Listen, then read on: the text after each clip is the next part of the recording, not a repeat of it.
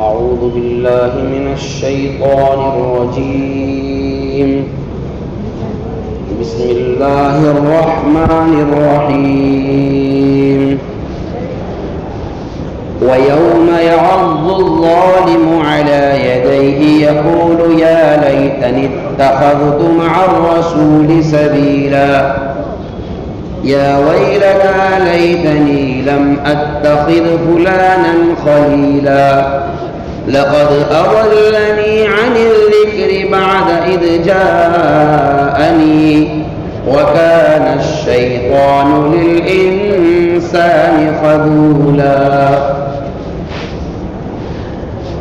یہ سورہ فرقان کی 19ویں پارے کی کچھ آیتیں ہیں. آج الحمدللہ 19واں پارہ آدھا ہو چکا ہے. اللہ تعالیٰ نے انسان کا مزاج ایسا بنایا ہے کہ یہ اکیلا نہیں رہ سکتا ہے.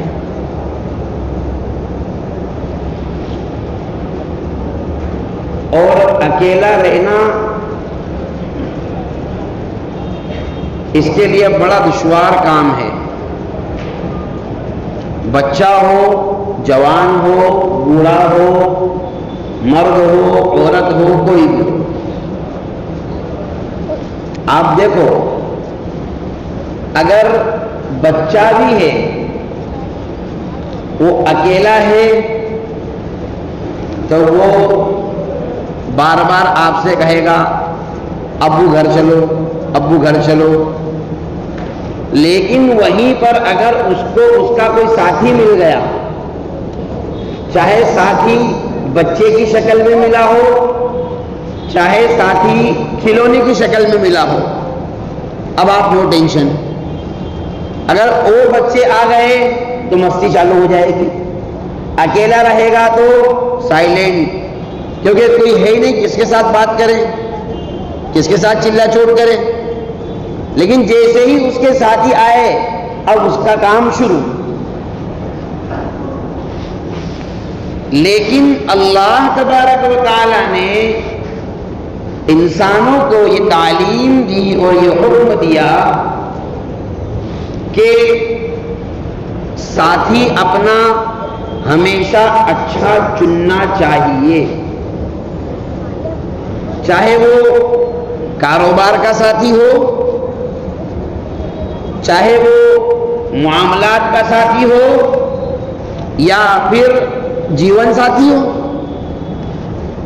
ارے بھائی جیون ساتھی کے بارے میں بھی تو حدیث میں کہا گیا. کیا فرمایا رسول اللہ صلی اللہ علیہ وسلم نے؟ تنکح المرأة لأربع، عورت سے 4 وجہ سے نکاح کیا جاتا ہے. لحسبها، یا تو اس وجہ سے کہ بڑے اونچے خاندان کی لڑکی ہے، بیک گراؤنڈ کیا ہے کوئی مطلب نہیں، اچھا خاندان بہت اچھا ہے اور وہ نام چین ہے، رشتہ کر لیں گے، مشہور ہو جائیں گے، فلاں گھرانے سے لڑکی لے کر آئے ہیں. ولی مالہا، یا پھر مال کی وجہ سے کیا جاتا ہے کہ رشتہ کر لیں گے اور مال آ جائے گا، 2 ٹرک بھر کے جہیز آ جائے گا اور لاکھوں روپے نقد آ جائیں گے اور سونا چاندی آ جائے گا، اور جو ہے ایک آدھ دکان یا گارڈن وارڈن ہو تو وہ بھی دھیرے سے ادھر سپلائی کروا لیں گے. ولی مالہا ولی جمالہا، یا پھر اس وجہ سے کہ خوبصورت بہت زیادہ ہے، اس وجہ سے نکاح کیا جاتا ہے. اور چوتھی چیز رسول اللہ صلی اللہ علیہ وسلم فرماتے ہیں ولی دینہا، یا اس وجہ سے نکاح کیا جاتا ہے کہ گھرانہ دیندار ہے، لڑکی دیندار ہے. دینداری کا مطلب یہ نہیں ہے کہ عالمہ ہو، قاریہ ہو، مفتیہ ہو، یہ مطلب ہرگز نہیں ہے. یہ ہو تو اچھی چیز ہے، لیکن دینداری کا مفہوم یہ ہے کہ وہ دین سے اتنی واقف ہو کہ جو گھریلو مسائل کو جانتی ہو اور گھر میں رہنے کے آداب و اخلاق جانتی ہو، بڑے چھوٹے کی تہذیب اور تمیز جانتی ہو. اگر یہ چیزیں اس کے اندر ہے، دیندار ہے، وہ عالمہ ہونا وہ تو بہت اونچے درجے کی بات ہو گئی پھر، کیونکہ عام طور پر ایسا ہوتا نہیں ہے، بہت کم مزاج ہوتا ہے۔ تو اور آپ نے فرمایا فَاظْفَرْ بِذَاتِ الدِّينِ، رسول اللہ صلی اللہ علیہ وسلم فرماتے ہیں A B C D 4 option ہیں، اب اس میں سے ڈی پر کلک کر دو۔ کیا فرمایا آپ نے؟ ڈی، یعنی دین والا جو آپشن ہے اس پر کلک کر دو۔ فرمایا تریبت یداک، دونوں ہاتھوں میں لڈو، یعنی آخرت میں تو ثواب ملنا ہی ملنا ہے، دنیا بھی اچھی گزرے گی۔ تو ساتھی آدمی ایسے ہی دوستی یاری، انسان کبھی بھی مارکیٹ میں اکیلا نہیں رہ سکتا ہے، ایسے بہت کم نہیں کے برابر لوگ ملیں گے، نہیں کے برابر، جن کی کسی سے دوستی نہ ہو۔ رسول جو آیتیں میں نے پڑھی ہے، اللہ تبارک و تعالیٰ نے ارشاد فرمایا کہ قیامت کے دن یعض الظالم علی یدیہ، ظالم اپنے ہاتھوں میں کاٹے گا، اپنے ہاتھوں کو کیا کرے گا؟ کاٹے گا، جس کو ہمارے یہاں کہتے ہیں کہ کاٹ کھائے گا۔ کیونکہ آدمی جب پریشان ہو جاتا ہے اور اس کو کچھ سمجھ میں نہیں آتا ہے تو یا تو انگوٹھا منہ میں لینے لگتا ہے، یا اپنے آپ کو کاٹنے لگتا ہے، یا بوکھلا جاتا ہے تو ہاتھ کو چبانے لگتا ہے۔ تو اللہ فرماتا ہے یعض الظالم علی یدیہ، اور کیوں کاٹے گا معلوم؟ اور کہے گا کاش کہ میں پیغمبر کے ساتھ اپنا راستہ چن لیتا، یعنی جس راستے پر پیغمبر چلے ہیں اس راستے پر میں بھی چلتا۔ یا ویلتا، اور کہے گا لیتنی، میری تو بربادی ہو گئی، میں تو کمبخت ہو گیا، میں تو ذلیل ہو گیا، کاش کہ ایسا ہوتا لم اتخذ فلانا خلیلا، کہ میں فلاں شخص کو اپنا دوست نہ بناتا۔ کیوں نہ بناتا؟ ترجمہ سن لے پھر بتاتا ہوں آیت کیوں نازل ہوئی۔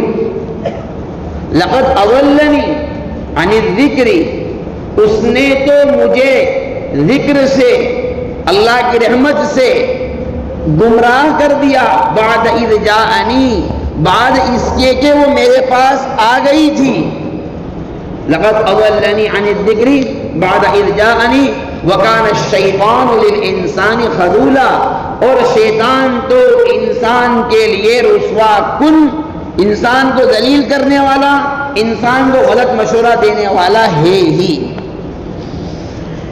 ایک شخص ہے مشرکین کے سرداروں میں سے، اس کا نام ہے عقبہ ابن ابی معیط، مشرکوں کا سردار تھا، یہ بھی بڑے نامچین لوگوں میں اس کا بھی نام آتا تھا۔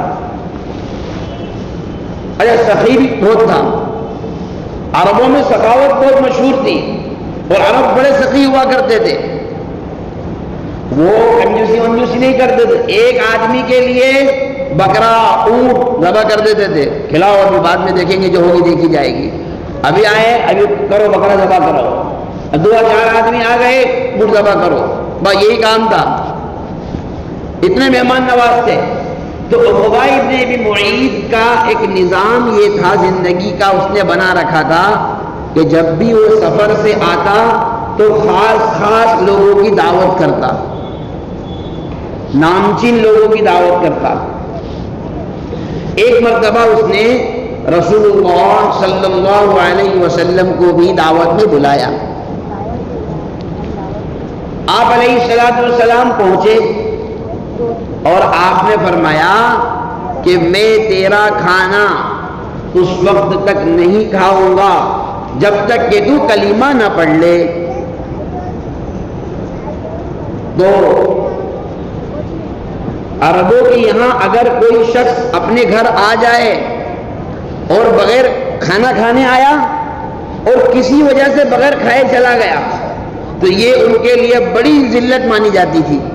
ہمارے یہاں بھی ایسا ہوتا ہے، کسی کو آپ نے شادی میں بلایا اور خون آنے میں دیر ہو گئی، یا بھیڑ زیادہ ہے، آدھا گھنٹے سے کھڑے ہوئے ہیں، یا پھر یہ کہ کوئی دھیان دینے والا نہیں ہے، تو آدمی غصے میں کیا ہوتا ہے، چلا جاتا ہے.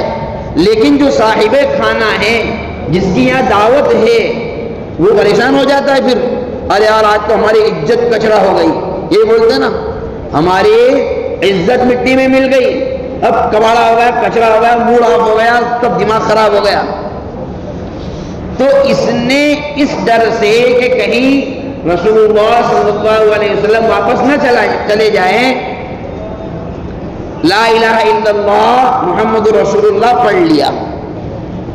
آپ نے کھانا کھا لیا. اب اصل بات جو بتلانا ہے، اس کا ایک بہت جگری دوست تھا جس کو ہمارے یہاں کیا کہتے ہیں، لنگوٹیا. یہی بولتے ہیں نا، جو خاص جگری ہوتا ہے، جس کی ہر بات مانی جاتی ہے.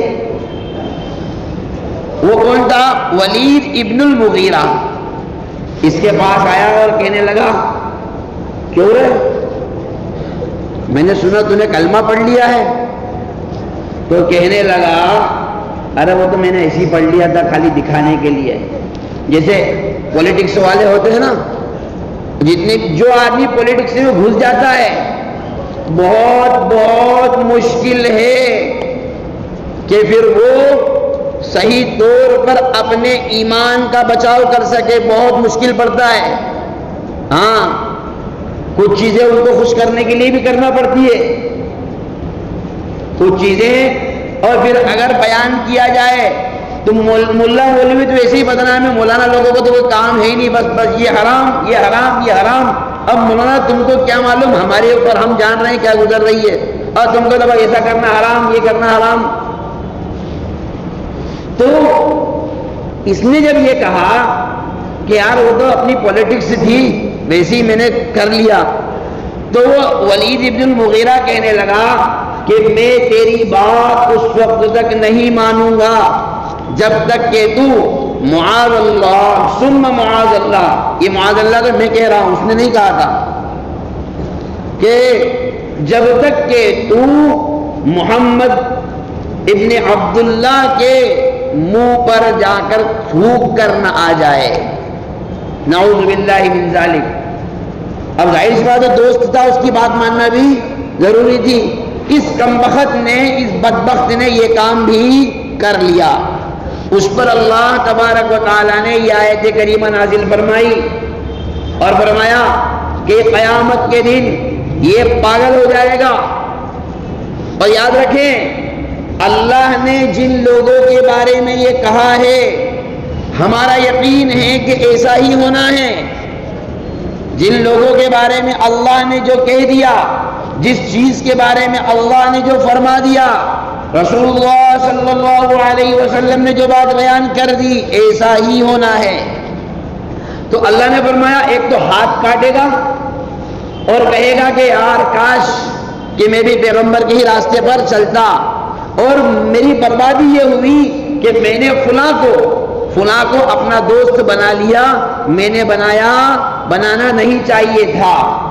قرآن نے اس کا نام نہیں لیا، فلانن کہا، اس کی جگہ کیا لفظ استعمال کیا قرآن نے؟ فلانن.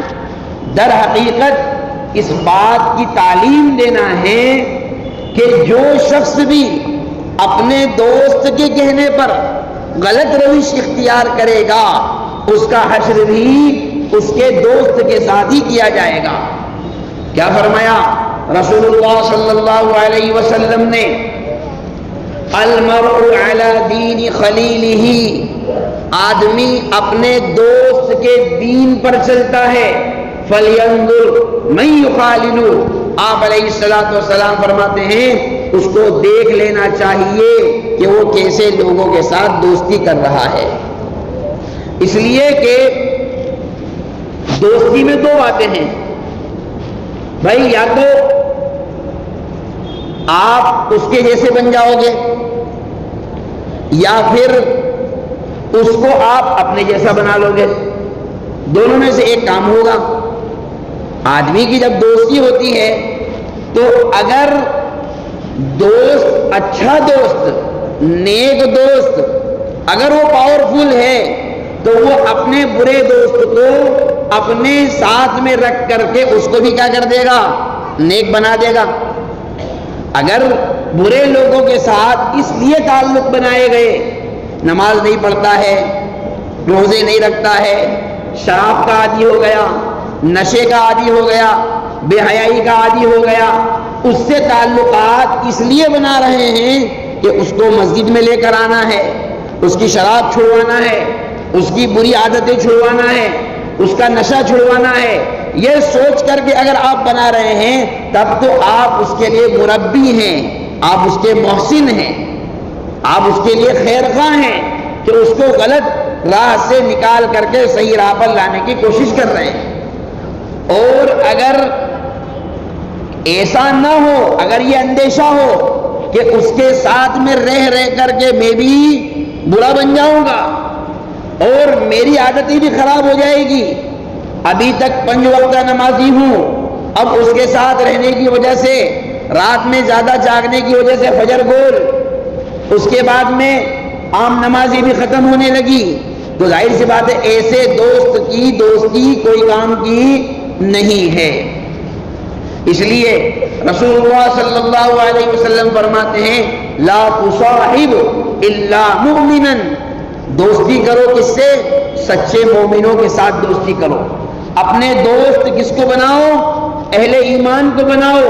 ولا یأکل طعامک الا تقی، اور تمہارا کھانا نیک لوگ کھائے۔ یہ 2 باتیں آپ نے فرمائی، ایک تو اچھے لوگوں کو، ایمان والوں کو دوست بناؤ۔ رہا مسئلہ مشرکوں کا، رہا مسئلہ کافروں کا، کیا ان سے تعلقات نہیں کر سکتے ہیں؟ کیا ان سے دوستی نہیں لگا سکتے ہیں؟ تو ظاہر سی بات ہے ان سے تعلقات اور ان سے دوستیاں اس حد تک لگائی جا سکتی ہے جس کی وجہ سے نہ آپ کا ایمان متاثر ہوتا ہو، ضابطہ سمجھ لیں، نہ آپ کا ایمان متاثر ہوتا ہو، نہ آپ کے عقائد متاثر ہوتے ہوں، نہ آپ کے اعمال متاثر ہوتے ہوں۔ اور اگر ان سے تعلقات رکھنے کی وجہ سے اب آپ کا ایمان بھی متاثر ہو رہا ہے، آپ کے اعمال بھی متاثر ہو رہے ہیں، اور کچھ آپ کے اندر بھی شرکیہ اعمال تھوڑے تھوڑے پائے جا رہے ہیں، تو اب ایسی صورتحال میں یہ دوستی خطرے والی ہے۔ یہ دوستی کیا ہے؟ خطرناک ہے۔ اس لیے آپ نے کیا فرمایا؟ لا تصاحب الا مؤمنا ولا یأکل طعامک الا التقی، اور تمہارا کھانا کس کو کھلاؤ؟ نیک لوگوں کو کھلاؤ، ہر کسی کو مت کھلاؤ، ایرے گیرے لوگوں کی دعوتیں مت کرو۔ ہاں وہ شادی بیاہ میں رشتے دار آ جاتے ہیں، ان میں 19-20 ہوتے ہیں، وہ چل جاتا ہے، لیکن جب تم اپنی چوائس سے دعوت کر رہے ہو، اپنے اختیار سے کر رہے ہو، تو اچھے لوگوں کو کھلاؤ۔ اسی لیے کھانے میں ہم جب کہیں کھانا کھانے کے لیے جاتے ہیں، معاف کیجئے 95% لوگ تو بسم اللہ تو پڑھتے ہی نہیں ہیں، بس گوشت مانڈے آئے اور دنا دن چالو، اب 20 کٹورے صاف کر دیے اور لگا ڈھیر نلے نلے دکھ رہے ادھر، لاؤ بھائی شری لاؤ، پائے لاؤ، اور پتہ نہیں کیا لوگ بھی دیکھتے ہیں تو ظالم پتہ نہیں کتنے دنوں سے ایسا لگ رہا ہے کہ جیسا کہ بس حملہ ہو گیا ہے، اب بچنے کی ساری امیدیں ختم ہو گئی۔ رسول اللہ صلی اللہ علیہ وسلم نے ایک دعا بتلائی، کھانا کہیں کھائیں تو ایک دعا بتلائی، فرمایا جب کھانا کھائیں کسی کے یہاں ایک دعا تو یاد ہے سب کو، الحمدللہ الذی اطعمنا وسقانا وجعلنا مسلمین۔ مجھے امید ہے یاد ہوگی، حالانکہ لگتا ایسا ہے کہ وہ بھی کم لوگوں کو یاد ہوگی، لیکن میں تو آپ سے اچھا گمان رکھتا ہوں بھائی کہ سب کو یاد ہے۔ ایک دعا تو یہ ہے، ایک دعا ہے اللہم اطعم من اطعمنی، اے اللہ جس نے مجھے کھلایا تو اس کو کھلا، واسقی من سقانی، جس نے مجھے پلایا تو اس کو پلا۔ ایک دعا یہ ہے۔ ایک دعا رسول اللہ صلی اللہ علیہ وسلم نے سکھلائی اور فرمایا کہ جب کہیں کھانا کھاؤ تو اس کو یہ دعا دو، اکل طعامکم الابرار۔ کتنی اچھی دعا ہے، دیکھو کہ تمہارے کھانے کو نیک لوگ کھائیں۔ وَأَفْطَرَ عِنْدَكُمُ الصَّائِمُونَ، تمہارے دسترخوان پر روزہ دار افطار کریں، وصلت علیکم الملائکہ، اور فرشتے تمہارے لیے دعائیں مغفرت کرے، دعائیں رحمت کرے۔ کتنی اچھی دعا ہے بتائیے۔ تو یہ کیوں فرمایا آپ نے کہ نیک لوگ تمہارے کھانے کو کھائے؟ اس لیے کہ جن لوگوں کو ہم کھلا رہے ہیں، ظاہر سی بات ہے اگر نیک ہوگا تو ہمارے کھانے کی وجہ سے اس کو جو طاقت اور قوت آئے گی نیکی کرنے کی، اس کا ثواب ہم کو بھی ملے گا۔ اور اگر ڈامسوں کو کھلائیں گے، شرابیوں کو کھلائیں گے، کبابیوں کو، جواریوں کو، سٹوریوں کو کھلائیں گے، تو اب جو کام کرنے جائیں گے اس کا سبب ہم بھی بنیں گے۔ اس لیے فرمایا دوستی تعلقات اچھے لوگوں سے بناؤ، برے لوگوں کے ساتھ تعلقات نہ بناؤ، اور اگر کوئی برا ہے تو اس کو اپنی اچھائی میں کنورٹ کرنے کی کوشش کرو، اس کو کہیں میں کوشش کرو، اپنی اچھائی میں کنورٹ کرنے کی کوشش کرو۔ اور اچھے تعلقات آدمی اپنے گھر والوں سے بنائے، اپنے رشتہ داروں سے بنائے۔ رسول اللہ صلی اللہ علیہ وسلم نے قیامت کی جو نشانیاں بیان کی، ان میں سے 2 نشانیاں یہ بھی ہے۔ آپ نے فرمایا کہ وَعَقَّ أُمَّهُ اطاع الرجل زوجته، 3 نشانیاں بتلاتا ہوں۔ اطاع الرجل زوجته، آدمی اپنی بیوی کا فرما بردار ہو جائے گا، وعق امه، اور ماں کا نافرمان ہو جائے گا، وبر صدیقه وجفا اباه، اپنے دوست کے ساتھ اچھا ہو جائے گا اور اپنے باپ کا نافرمان ہو جائے گا۔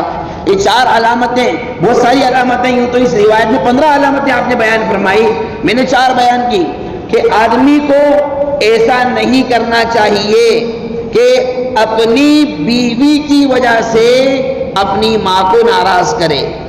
حقوق کی ادائیگی سب کی ضروری ہے، بیوی ایسا بھی نہیں ہو کہ ماں کے کہنے پر اور بیوی سے اتنی سختی کر رہا ہے کہ ذرا سی باتوں پر بس ماں نے کچھ بول دیا کہ آگے اس کو پجانا شروع کر دیا، اور تو ایسی اور ویسی اور یہ اور وہ، یہ بھی نہیں ہونا چاہیے۔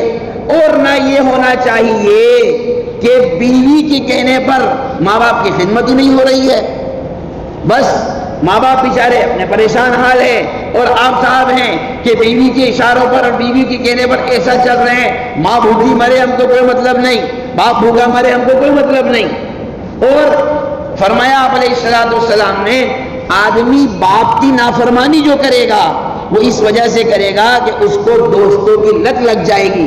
ظاہر سی بات ہے اچھے دوست کی دوستی کبھی بھی انسان کو ماں باپ کی نافرمانی پر آمادہ نہیں کرے گی، تو برے دوست کی جب لت لگے گی تو وہ آدمی کیا کرے گا، باپ کا بھی نافرمان ہو جائے گا۔ آپ دیکھ لیجئے ہمارا مسلم معاشرہ، خاص طور پر نوجوان طبقہ، جو بچے 20 سال کے ہیں، 18 19 20 سال 25 سال، جن کی نئی شادی ہوئی ہے، بچے نہیں ہوئے ہیں یا 1-2 بچے ہیں، تو وہ دوستی یاری میں اتنے مگن رہتے ہیں کہ ابو کہہ رہے ہیں کہ بیٹا آج تم کو یہ کام نہیں کرنا ہے، لیکن دوست نے کہہ رکھا ہے، سیٹنگ پہلے سے کر رکھی ہے اور بکنگ پہلے سے کر رکھی ہے، نہیں دوست کا بھی فون آ رہا ہے، ابو بھی ادھر منع کر رہے ہیں، لیکن ترجیح کس کو جاتی ہے؟ آدمی کس کا پکش کھینچتا ہے؟ اپنے دوست کا، چاہے باپ ناراض ہو تو ہوا کرے۔ یہ قیامت کی علامتوں میں سے ہے۔ اس لیے فرمایا کہ آدمی کو چاہیے کہ اچھے دوست کا انتخاب کرے، ایسے ساتھی کا انتخاب کرے۔ اور یاد رکھیں 2 باتیں، دیکھو عربی میں دوست کو صدیق بولتے ہیں، کیا بولتے ہیں؟ صدیق، اور صدیق صدق سے بنا ہے، جس کے معنی آتے ہیں سچ بولنا، جس کے معنی کیا آتے ہیں؟ سچ بولنا۔ اور ہماری زبان میں دوست بولتے ہیں، کیا بولتے ہیں؟ دوست، تو وہ 2 ست ہے، کیا ہے وہ لفظ؟ 2 ست، ست کے معنی کیا آتے ہیں بھائی؟ سچائی۔ دوست کا مطلب یہ ہے کہ دونوں طرف سے سچائی ہونا چاہیے، سمجھ لیجیے، اگر دونوں طرف سے سچائی ہے تب تو واقعتاً وہ دوستی ہے۔